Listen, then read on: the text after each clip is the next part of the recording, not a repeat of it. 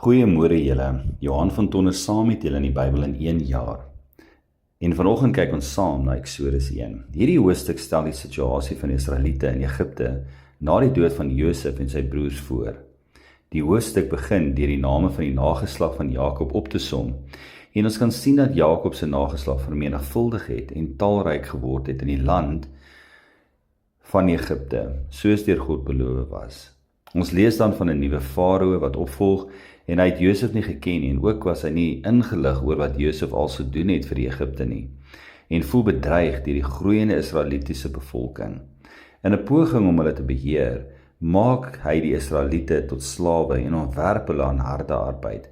Ten spyte van die onderdrukking, vermenigvuldig die Israeliete steeds. Die hoofstuk lê die basis vir die uiteindelike verlossing van Israel en beklemtoon temas van onderdrukking, God se getrouheid en sy planne van verlossing. Hierdie hoofstuk leer ons baie van wie God is en lê die fondasie van wat die volgende hoofstuk vir ons inhou. Kom ons kyk na 'n paar punte wat ons hieruit kan leer.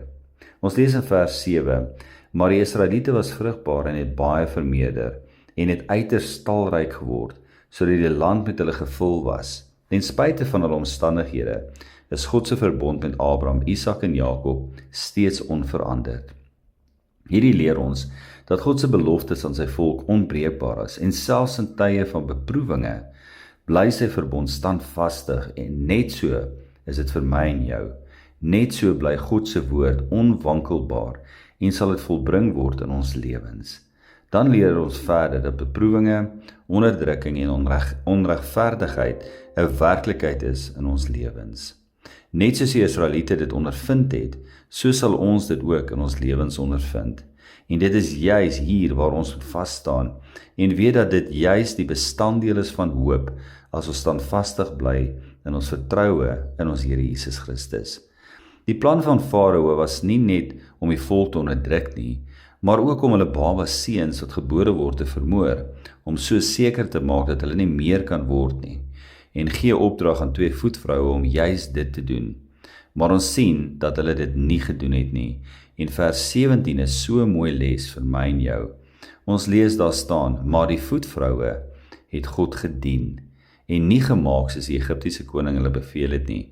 Hulle het die seentjies laat lewe. Wat doen ek en jy in moeilike situasies? Bly ons vas staan want ons dien God eerder as mense in die wêreld? Hierdie het my laat dink en besef wat die woorde van Paulus eintlik en werklik beteken as hy sê om te sterwe is wins. Want hierdie vroue het eintlik hulle lewens op die spel gesit teen 'n koning wat wreed was en wat hulle 10 en sou wou vermoor het of doodgemaak het.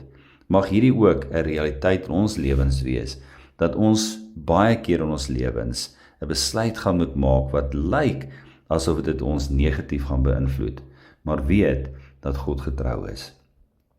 Dan sien ons hierdie vroue het God gedien, al kon hulle doodgemaak geword het, maar God eer hulle om hulle te seën, want ons lees in vers 20, God het toe die voetvroue self ook voorspoedig gemaak, omdat hulle hom gedien het, en hy het vir hulle huisgesinne gegee.